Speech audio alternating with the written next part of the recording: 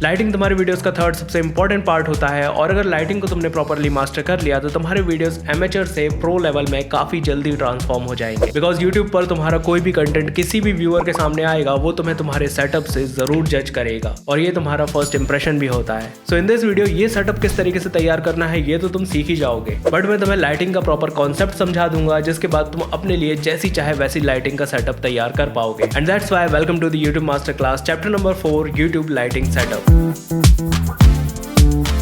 Photography और videos के लिए एक चीज काफी कॉमनली कही जाती है, दैट इज फोटोग्राफी और वीडियोस लाइट से पेंटिंग करने के समान होता है और किसी भी पेंटिंग को स्टार्ट करने के लिए एक ब्लैंक कैनवास की जरूरत होती है। So let's turn off everything. So जो सबसे पहली चीज आपको चाहिए दैट्स की लाइट। की लाइट के लिए मैं इस बैटरी पावर्ड एलईडी का इस्तेमाल करता हूँ जिसका पावर आउटपुट तुम्हें नजर आ ही रहा है राइट नाउ। ये जो लाइट है ये काफी ज्यादा हार्ड है तो चलो इसे सॉफ्ट करते हैं।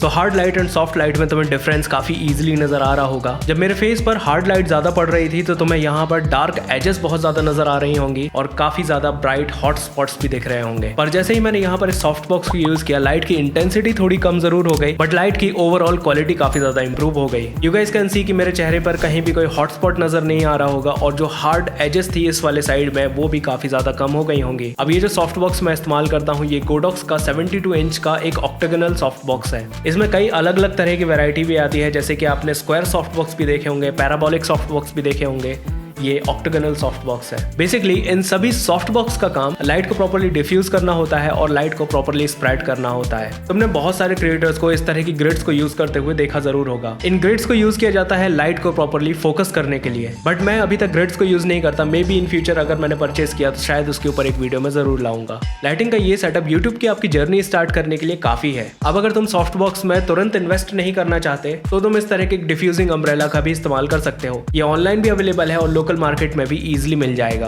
ना अब बात आती है कि इस लाइट को किस तरीके से पोजीशन करोगे कि चेहरा भी प्रॉपर्ली लिट हो और चेहरे पर प्रॉपर्ली डायमेंशन भी बन सके। मतलब ये जो लाइट और डार्क का जो प्रॉपर कॉम्बिनेशन बन रहा है इसे कैसे बनाओगे तुम। सो इसके लिए तुम्हें इस लाइट को अपने सब्जेक्ट से अराउंड 45 डिग्री के एंगल पर रखना है और कोशिश ये करना है कि लाइट भी इस तरीके से 45 डिग्री के एंगल से ही आए। बिकॉज हमें ऊपर से आती हुई लाइट को देखने की आदत है जिसकी वजह से यहाँ जो शेडो बनती है और नोज के नीचे जो शेडो बनती है ये काफी ज्यादा नेचुरल दिखती है क्योंकि इन रियल वर्ल्ड हम हमेशा लाइट सूरज से ही आते हुए देखते हैं। नाउ यूट्यूब की जर्नी स्टार्ट करने के लिए ये सिंगल एक लाइट का सेटअप तुम्हारे लिए पर्याप्त है, बट अगर तुम एक डायमेंशन ऐड करना चाहते हो तो तुम की लाइट को ऐड कर सकते हो।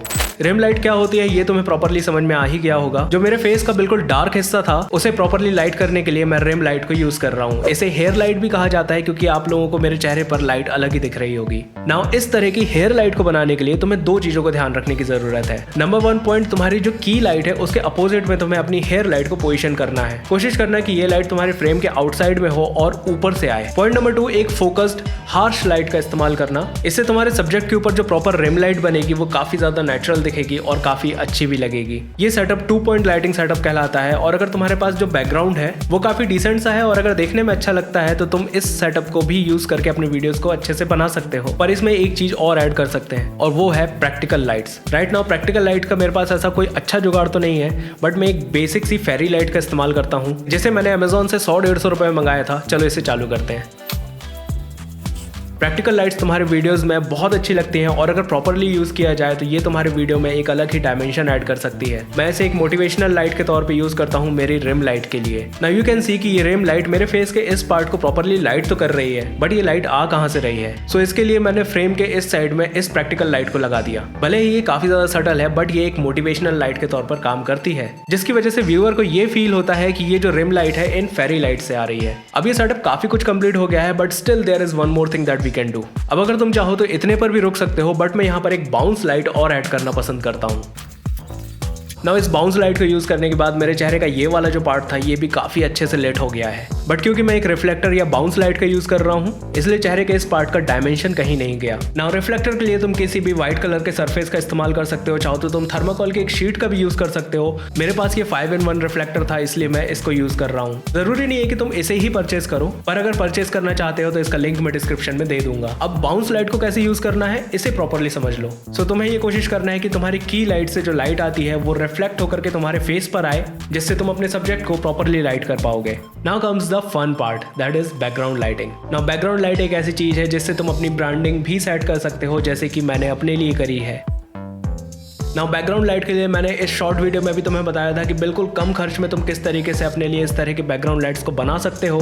पर इस वीडियो के पहले तक मैं इन लाइट्स को यूज़ करता था, जो ठीक ठाक तो थी, लेकिन इन्हें यूज़ करना काफ़ी ज़्यादा फ्रस्ट्रेटिंग होता था, बिकॉज लाइट क्वालिटी बस ऐसी ही थी, साथ ही साथ में इसमें कई बार फ्लिकर भी आता था और इसका रिमोट इतना हाई क्लास था कि इस सेटअप को बनाते बनाते ही मेरा आधा टाइम निकल जाता था।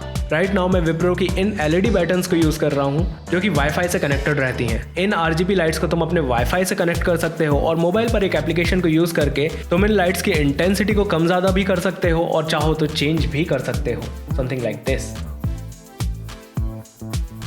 मैंने यहाँ पर 2 अलग अलग लाइट्स को यूज़ किया है, एक ब्लू है एक रेड है। अगर तुम चाहो तो एक सिंगल लाइट को यूज़ करके भी कुछ अच्छा रिजल्ट पा सकते हो। और क्योंकि मैं RGB लाइट्स का यूज़ कर रहा हूँ, तो हो सकता है कि नियर फ्यूचर में मैं इन कलर ऑप्शंस के साथ और भी ज़्यादा कुछ एक्सपेरिमेंट करूँ। So this is all about lighting. पर अभी मैंने तुमसे कहा था कि लाइटिंग तुम्हारे वीडियोज़ का 3rd सबसे इंपॉर्टेंट पार्ट होता है। सो बाकी 2 इंपॉर्टेंट पार्ट कौन से हैं?